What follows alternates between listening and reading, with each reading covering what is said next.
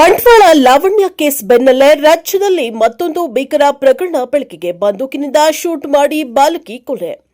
ಬಂಟ್ವಾಳದ ಯುವತಿ ಲಾವಣ್ಯ ಕೊಲೆ ಪ್ರಕರಣ ಮಾಸುವ ಮುನ್ನವೇ ರಾಜ್ಯದಲ್ಲಿ ಮತ್ತೊಂದು ಭೀಕರ ಕೊಲೆ ಪ್ರಕರಣ ಬೆಳಕಿಗೆ ಬಂದಿದೆ. ರಾಮನಗರದ ಕೋಡಿಹಳ್ಳಿ ಪೊಲೀಸ್ ಠಾಣೆ ವ್ಯಾಪ್ತಿಯಲ್ಲಿ ಬೆಚ್ಚಿ ಬೀಳಿಸುವ ಭಯಾನಕ ಮರ್ಡರ್ ನಡೆದಿದೆ.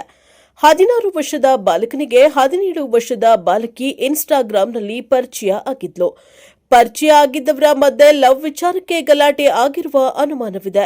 ಇದೇ ವಿಚಾರವಾಗಿ ಬೆಂಗಳೂರು ದಕ್ಷಿಣ ಎಸ್ಪಿ ಶ್ರೀನಿವಾಸ್ ಗೌಡ ಪ್ರತಿಕ್ರಿಯೆ ನೀಡಿದ್ದು, ಬಂದೂಕಿನಿಂದ ಶೂಟ್ ಮಾಡಿ ಬಾಲಕಿಯನ್ನ ಕೊಂದಿದ್ದ. ಬಾಲಕಿಯನ್ನ ಹೂತು ಹಾಕಲು ಇಬ್ಬರು ಸಹಾಯ ಮಾಡಿದ್ರು. ಘಟನೆ ಸಂಬಂಧ ಮೂವರನ್ನ ಅರೆಸ್ಟ್ ಮಾಡಲಾಗಿದೆ ಎಂದು ಮಾಹಿತಿ ನೀಡಿದ್ರು.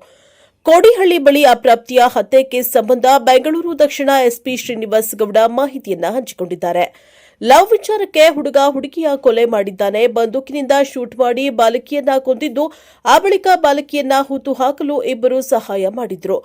ಪ್ರಕರಣದ ಸಂಬಂಧ ಅಪ್ರಾಪ್ತ ಬಾಲಕಿ ಸೇರಿ ಮೂವರನ್ನ ಅರೆಸ್ಟ್ ಮಾಡಿದ್ದೇವೆ. ಇನ್ಸ್ಟಾಗ್ರಾಂ ಮೂಲಕ ಇಬ್ಬರ ಪರಿಚಯವಾಗಿತ್ತು. ಆ ಹುಡುಗಿ ಜೊತೆ ಗಲಾಟೆಯಾದಾಗ ಕೊಲೆ ಮಾಡಿದ್ದ. ಈಗ ಶವ ತೆಗೆದು ಮರಣೋತ್ತರ ಪರೀಕ್ಷೆ ಮಾಡ್ತೇವೆ.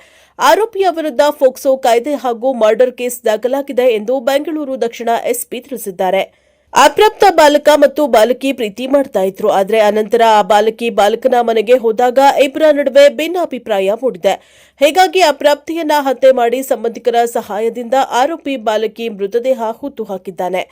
ಮಾಹಿತಿ ತಿಳಿದ ಕೂಡಲೇ ಪ್ರಕರಣ ದಾಖಲಿಸಿಕೊಂಡು ತನಿಖೆಯನ್ನ ನಡೆಸಿದ್ದಾರೆ. ನಾಡ ಬಂದೂಕಿನಿಂದ ಅಪ್ರಾಪ್ತಿಯನ್ನ ಹತ್ಯೆ ಮಾಡಲಾಗಿದೆ. ಅಪ್ರಾಪ್ತನಿಗೆ ಸಂಬಂಧಿಕರು ಸಾಕ್ಷಿ ನಾಶ ಮಾಡಲು ಶವವನ್ನ ಹೂತು ಹಾಕಲು ಸಹಾಯ ಮಾಡಿದ್ದಾರೆ. ಕೋಡಿಹಳ್ಳಿ ಹಾಗೂ ತಮಿಳುನಾಡು ಭಾಗದಲ್ಲಿ ತಲತಲಾಂತರದಿಂದ ನಾಡ ಬಂದೂಕು ಇಟ್ಟುಕೊಂಡಿರೋ ಪದ್ಧತಿ ಇದೆ. ನಾಡ ಬಂದೂಕಿಗೆ ಪರವಾನಗಿ ಇಲ್ಲ. ಈ ಬಗ್ಗೆಯೂ ತನಿಖೆ ಮಾಡ್ತಾ ಇದ್ದೇವೆ. ಅಕ್ರಮ ಚಟುವಟಿಕೆ ಬಗ್ಗೆ ಹಲವು ಕೇಸ್ಗಳನ್ನ ಮಾಡಿದ್ದೇವೆ ಎಂದು ಎಸ್ಪಿ ತಿಳಿಸಿದ್ದಾರೆ.